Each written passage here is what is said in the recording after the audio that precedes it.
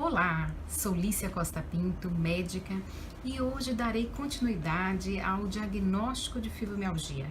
Assista comigo a segunda parte do tema. E o que será que existe em comum entre pessoas com fibromialgia? Lady Gaga, cantora, atriz, Patrícia agricultora, Marli diarista, Lourdes médica e Paulo mecânico. Eles se queixam de dor e de vários outros sintomas que prejudicam a vida deles. Anteriormente à doença, percebiam que apresentavam uma vida ativa, produtiva, admirada e que pareciam ter um maior controle sobre ela. Pela última revisão de critérios, em 2016, para diagnosticar a fibromialgia, é preciso que todos os seguintes critérios sejam atendidos.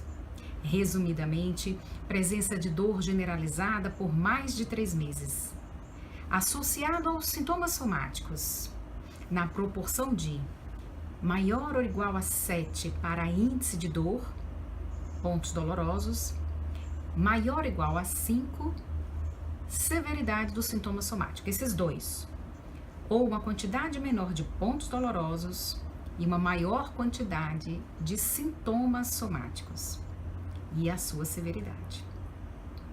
Maior ou igual a 4 no índice de dor e maior ou igual a 9 na severidade dos sintomas somáticos. Na última semana. Vamos então esmiuçar melhor. Critério número 1.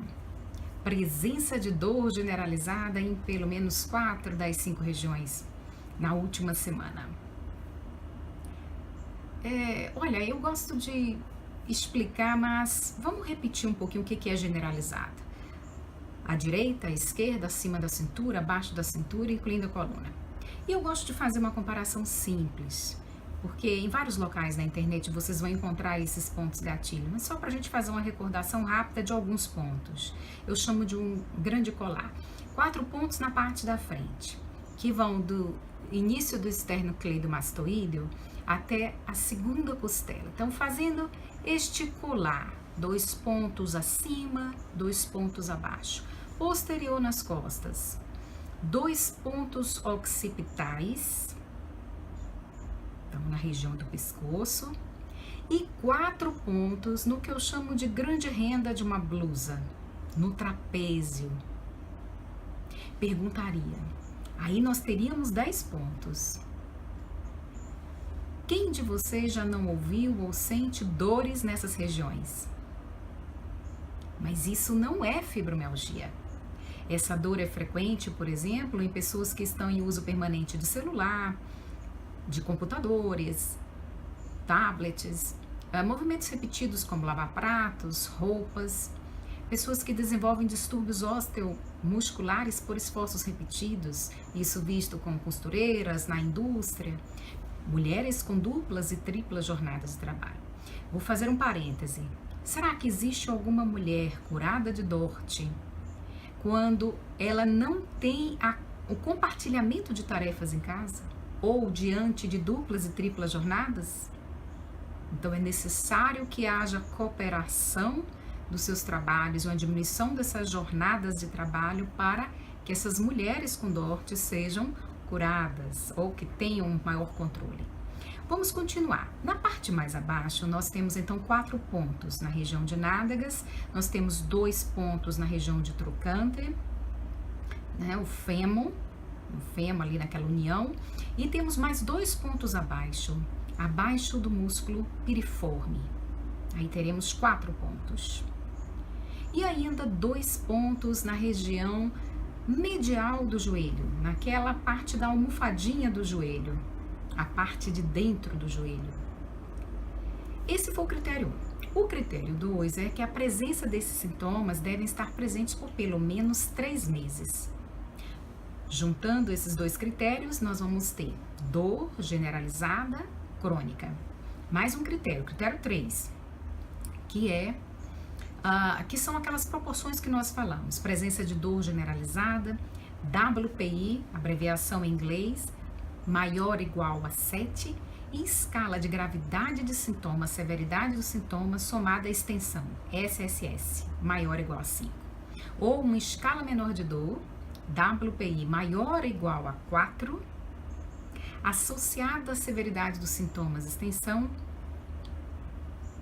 maior ou igual a 9, que até já falamos que é mais comum em homens, essa diminuição de pontos dolorosos. E o quarto critério, diagnóstico de fibromialgia é válido independentemente de outros diagnósticos. Podemos ter combinação de doenças, por exemplo, fibromialgia e lúpus, fibromialgia e artrite reumatoide. Situações em que a fibromialgia não é um diagnóstico de exclusão, como dito anteriormente nos critérios de 2010. Existem duas doenças. Vamos então prestar atenção agora nos pontos de dor. Eles devem ser mensurados manualmente, quando impõe o seu polegar sobre os pontos, pressionando, fazendo uma pressão estimada em 4 quilos. Como é que eu vou saber que são 4 quilos? Até empalidecer o seu leito ungueal, o leito do polegar do médico. Essa é uma medida estimada, mas é válida, se prestamos atenção então. Ou então, utilizamos o dolorímetro.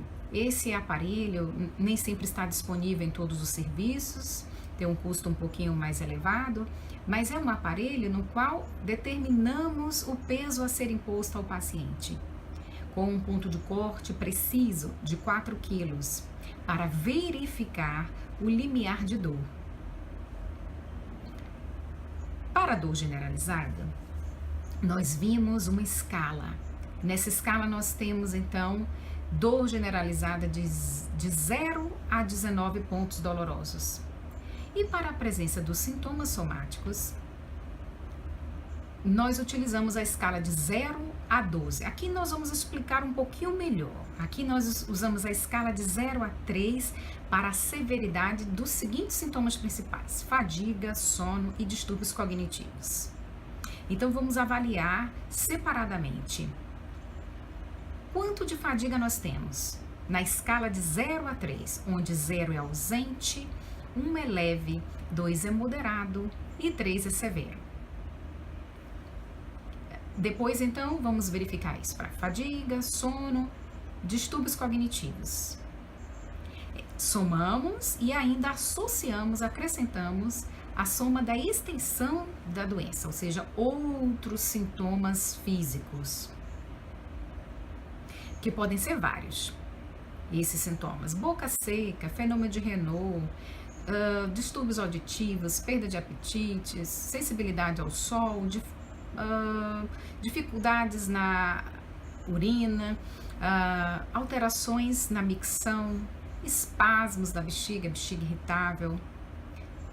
Nota-se também uma alta prevalência de fibromialgia e desordens das articulações temporomandibulares, ATM, dessa articulação. E entre os diagnósticos diferenciais, ou seja, doenças que podem se assemelhar à fibromialgia, estão artrite inespecífica, miopatias, neuropatias periféricas, síndrome miofacial, osteoartrites e artrite reumatoide. Além dessas, vamos detalhar algumas outras. As espondiloartrites. O que é isso? Vou falar de um dos critérios: inflamação das enteses, ou seja, onde há pontos de inserção de músculos, de ligamentos e tendões. Inflamados nós chamamos de entesites. O que é que há de diferente com a fibromialgia? Podem coincidir com pontos gatilho da fibromialgia, mas um paciente com espondiloartrite pode ter um ponto gatilho, mas vai ter ainda a hiperemia que caracteriza o processo inflamatório, vai ter o edema dessa região e que na fibromialgia ela não vai apresentar. Um outro diagnóstico diferencial é com a polimialgia reumática.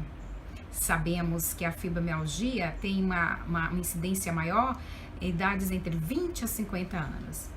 No caso da fibromialgia, da mialgia reumática, ela vai ser mais comum acima dos 50 anos. Vai ter dor na cintura pélvica, dor no ombro, mas exames simples vão mostrar anemia, vão mostrar provas inflamatórias positivas. Então, a polimialgia reumática.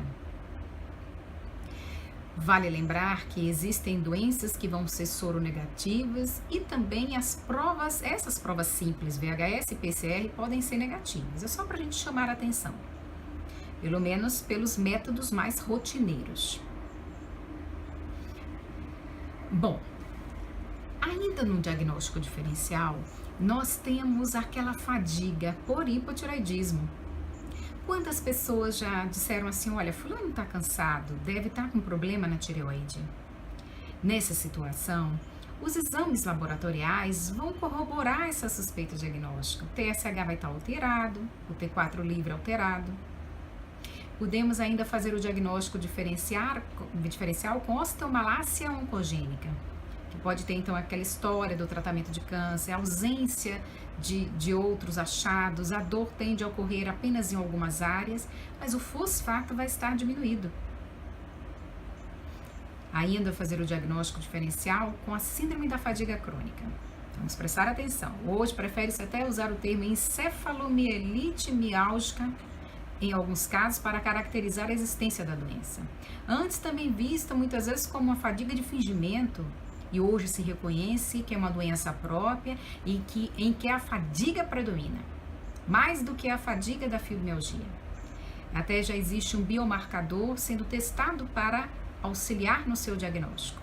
É uma inflamação, encefalomielite miálgica, ou síndrome da fadiga crônica. Também podemos fazer o diagnóstico diferencial com lúpus. Para ter lúpus é preciso preencher uma série de critérios. Mas quero fazer uma observação porque é uma dúvida frequente. Às vezes vai fazer um exame específico chamado FAM e o resultado sai como positivo, pontilhado difuso, pontilhado fino, só que com a titularidade pequena. 1/320 menor ou igual a esse valor. Isso pode ocorrer em pacientes, em pessoas sem lúpus, em 13% dos casos. Portanto, não é porque o FAM tem lá uma titularidade que ele é positivo para lúpus. Para se ter lúpus é preciso preencher vários critérios. Vale ressaltar que até o momento os sintomas da fibromialgia não são sintomas da depressão, embora ela possa estar associada à fibromialgia em até 50% dos casos e compartilharem sintomas. Mas devemos até imaginar o indivíduo tem uma dor lombar e é o fim do mundo, uma dor lombar esporádica, pontual. Imaginemos o indivíduo que sente dores cronicamente. O que será que muda na vida deles? Muitos dos critérios usados para se fazer o diagnóstico de doenças autoimunes, podem não estar presentes no início da doença ou o médico não teve a oportunidade de avaliar aquele critério no paciente, por questões variadas, desde a dificuldade de acesso ao médico até o fato de não se dirigir quando está numa crise maior, ou quem sabe também problemas nas relações médico-paciente. Mas isso se aplica a qualquer doença e também à fibromialgia. Às vezes é necessário que se retorne às consultas para se entender melhor. Como podemos ver, várias doenças reumatológicas apresentam sintomas que se assemelham à fibromialgia. Além do que, muitas delas estão associadas à fibromialgia. Logo, o reumatologista pode fazer o diagnóstico diferencial, fazer o diagnóstico e tratar também as doenças associadas. Assim como, algumas vezes, pode ser necessário a consulta com o psiquiatra. É isso mesmo. Para fazer diagnóstico diferencial, com alguns transtornos que têm sintomas semelhantes à fibromialgia, evitando, sabe o quê? Um excesso de medicações. Entre eles, doses altas de analgésicos associadas a medicações do sistema nervoso central. sem se ter uma resposta adequada, com várias interações medicamentosas, efeitos colaterais, quando na verdade o indivíduo tem um diagnóstico específico da psiquiatria. Existe até um trabalho que foi feito no Japão analisando exatamente isso, os psiquiatras chamando a atenção que muitas vezes esses pacientes vão aparecer no psiquiatra depois de muito tempo. Então, se perdeu essa oportunidade. A necessidade de diagnosticar outros distúrbios de humor, ansiedade, depressão, pois quando presentes em qualquer doença, eles agravam as doenças e também a fibromialgia. Como vimos de maneira geral, exames básicos como hemograma, VHS, o fósforo, TSH, T4 livre, podem ser suficientes para afastar outras doenças, de acordo com a suspeita, mas vale sempre a astúcia de seguirmos com a investigação em casos. Por exemplo, se estamos diante de um paciente acima de 50 anos com perda de peso, precisamos continuar essa investigação para dirimir as dúvidas. Mas qual é a prevalência da fibromialgia? A prevalência geral, e aí eu digo americana e europeia, está em torno de 2 a 10%, sendo as taxas maiores encontradas em serviços especializados, como na reumatologia. No Brasil, estima-se em 2,5%, mas é provável que essa taxa esteja subestimada em alguns artigos. Observamos que na Ásia há uma taxa menor, 0,20%. Em países desenvolvidos, a taxa é alta. Principalmente, já foi observado nos Estados Unidos, que é um problema de saúde pública, chegando até 20%, níveis que se assemelham à hipertensão no Brasil. Lá nos Estados Unidos, essa prevalência chegando até 20%, a partir daí se deu ênfase para que médicos da atenção básica sejam capazes de diagnosticar e tratar os pacientes com fibromialgia, devido à relevância dos impactos biopsicossociais e financeiros, bem como pela frequência alta da doença. Só para a gente entender o quanto essas taxas são relevantes, vamos lembrar algumas taxas no Brasil. Depressão no Brasil, a prevalência estimada em 6%, ansiedade, um país muito ansioso, 9, 10%, diabetes 7%, e a hipertensão, que chega até 20, 24%. Só para a gente relembrar. Então, uma prevalência geral entre 2, 3 a 10%. No Brasil, estimada em 2,5%. Às vezes sou um pouco mais lento, eu estou repetindo para que as pessoas possam anotar, né? E esse foi um pedido que me fizeram, sobretudo a pessoas que estão aprendendo. De cada 10 pacientes, cerca de 8, 9 são mulheres, embora isso esteja mudando um pouco. Não se sabe porque há tantas mulheres com fibromialgia, mas se observa que, em diversas situações, as mulheres têm uma diminuição da serotonina, que é um neurotransmissor que pode agir diminuindo a dor. Daí porque existem tantos antidepressivos, ansiolíticos, né, que acabam melhorando a dor. Observa-se níveis baixos de serotonina na segunda fase do ciclo menstrual, na progressão da gestação, no climatério e na menopausa, podendo cursar então com piora da fibromialgia. Há trabalhos também demonstrando que mulheres com dor crônica apresentam maior sensibilidade à dor na fase menstrual. E até observamos isso na clínica, coincidindo, como vem sendo demonstrado por alguns trabalhos, com estrógeno diminuído, progesterona e a testosterona. Há, no entanto, apenas evidências limitadas que apoiem essa ligação entre os hormônios sexuais e a incidência ou gravidade da fibromialgia, com seus sintomas, Por exemplo, dor, fadiga e queixas cognitivas, de acordo até com o período em que a mulher se encontra, o período do ciclo, para aquelas mulheres que estão sem utilizar o anticoncepcional, contraceptivo, hormonal. Portanto, representam ainda lacunas de conhecimento para investigações robustas futuras, necessárias. E embora continue havendo uma diferença relevante no número de mulheres com fibromialgia quando comparada aos homens, após as mudanças de critérios diagnósticos para a fibromialgia, em que os pontos gatilho não têm sido hipervalorizados, entre aspas, verificou-se a maior quantidade de homens com diagnóstico de fibromialgia, ao relatarem outros sintomas, mas com menos pontos dolorosos.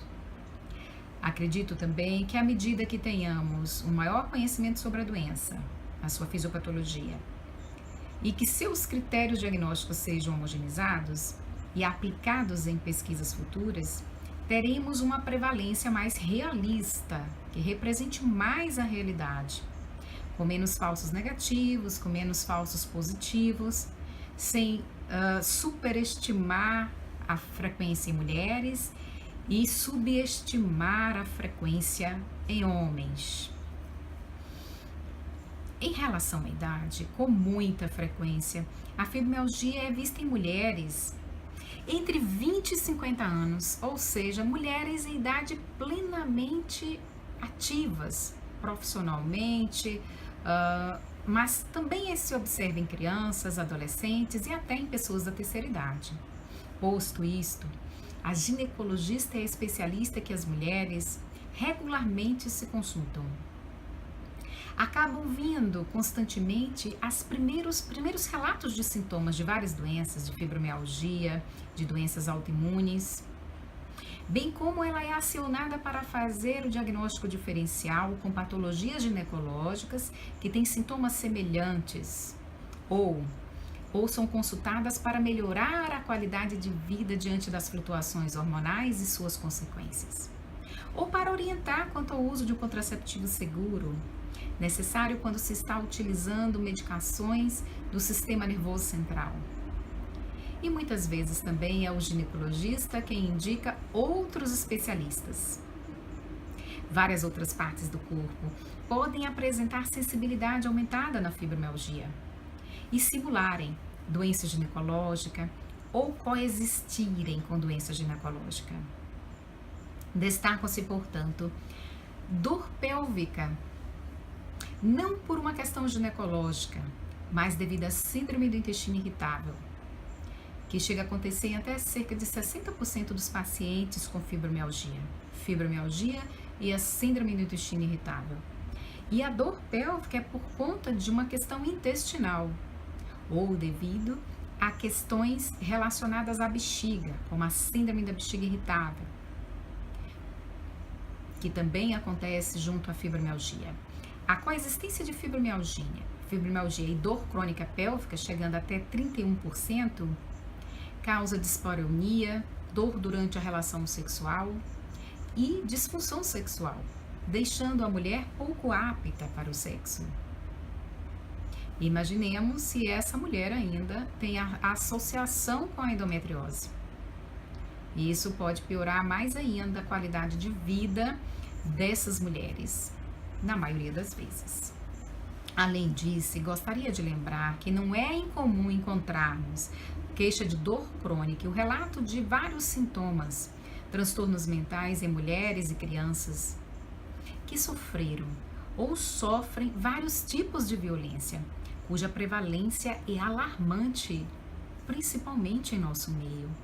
Essas vítimas acostumam-se, e digo isso entre aspas, vou explicar adiante, a não falar sobre esse assunto. Por outro lado, o médico, até mesmo até o ginecologista, não costuma fazer uma busca ativa, ou seja, perguntas diretas sobre violência, garantindo-lhes o sigilo profissional, principalmente diante de pacientes com poliqueixas, várias queixas ou com dor crônica. Não podemos deixar de perguntar isso.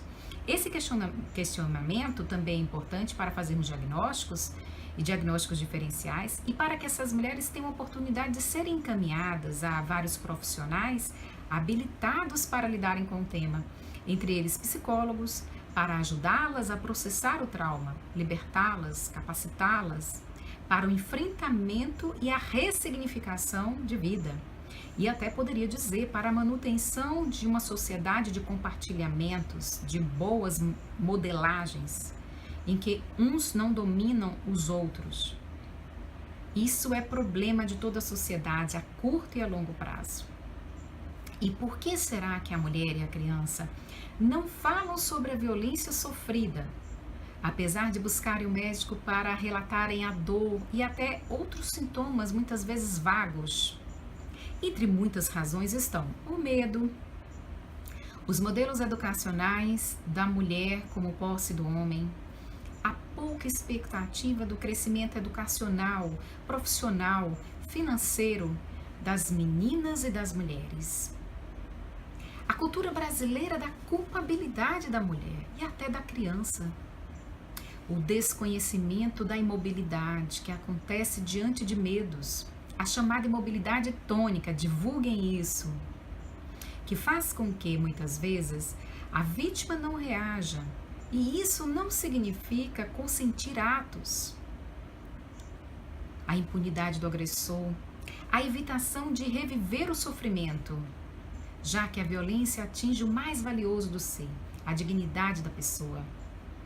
Suprime a autoestima, aprisiona, impelindo a pessoa à paralisia e aos auto-boicotes em diversas áreas da sua vida. Consequentemente, cria-se uma modelagem, um modelo negativo na sociedade, alimentando o ciclo vicioso da violência. Vítimas e agressores que estarão educando crianças, que estarão convivendo. Homens que não conseguem educar melhor os seus filhos. Mulheres que não conseguem educar melhor os seus filhos. Quando eu digo filhos, filhos e filhas. Precisamos ainda criar o hábito de falar sobre a violência e chamá-la muitas vezes pelo seu nome. Crime. Já que por muitos anos fomos treinados para não falarmos de explorações, não falarmos sobre esse tema de violência de uma forma mais aberta. Dessa forma normatizamos erroneamente, involuntariamente, e até podemos ter aumentado esses traumas pós-traumáticos, cujos traumas podem ter ocorrido há muitos anos. O fato de não falar sobre o trauma, há profissionais habilitados para esse fim, em ambientes seguros que lhes sejam garantido o sigilo, aumenta a possibilidade de adoecimento. Por debaixo do tapete não adianta. Devemos então estar atentos também ao abuso de drogas e à violência, podendo fazer parte dessa tal violência diversa. Tendo em vista a relevância do assunto, a violência é de responsabilidade de todos nós, médicos, educadores, policiais, políticos, jornalistas, a mídia, pai, mãe, familiares. Apesar de serem tantos os fatores predisponentes para a violência, as pesquisas demonstram o quanto o consumo de álcool em demasia e o uso de outras drogas estão relacionados à violência ou até à permissividade da violência. Mulheres, estejam atentas. Além de outras medidas, é preciso que haja políticas que tratem do abuso do álcool e do consumo de drogas. Que a mídia e as pessoas divulguem o que é um relacionamento abusivo e até mesmo interferente. Que os diversos atores da sociedade deem uma maior ênfase a uma educação pautada no respeito, se ensina a respeito, relações não dominantes. E apesar da relevância nas taxas de violência, dor crônica e também da dor crônica e da percepção clínica, faltam pesquisas robustas abordando a violência e a dor pélvica crônica. Violência, dor crônica. Violência, fibromialgia. Destaco algumas pessoas que vêm trabalhando com isso, pesquisadores brasileiros e internacionais. Diu, Panish, a dissertação de Luciana Pereira da Silva, Schrepp entre outros.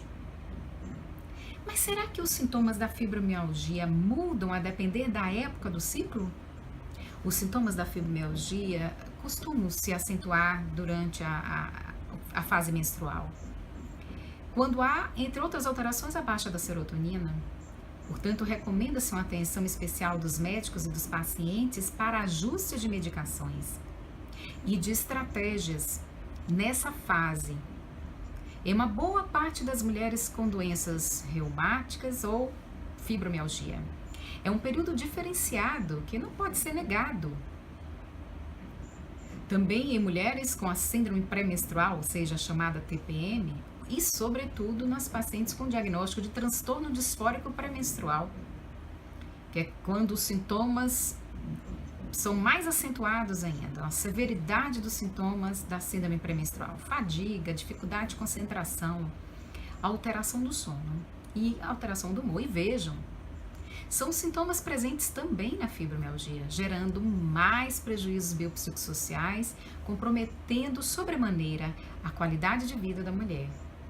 Muitos dos sintomas de outros transtornos de humor que se assemelham às características da síndrome pré-menstrual ou do transtorno disfórico pré-menstrual foram associados à disfunção da serotonina, cujos níveis estão diminuídos na fibromialgia.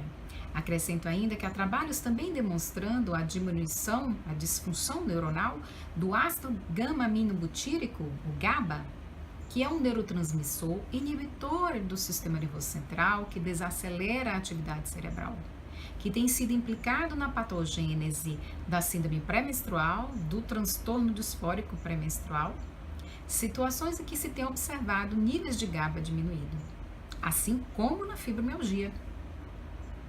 Apesar da fibromialgia e das doenças reumatológicas, grande parte delas também predominarem em mulheres, há poucas pesquisas sobre essas doenças e as flutuações próprias do corpo feminino.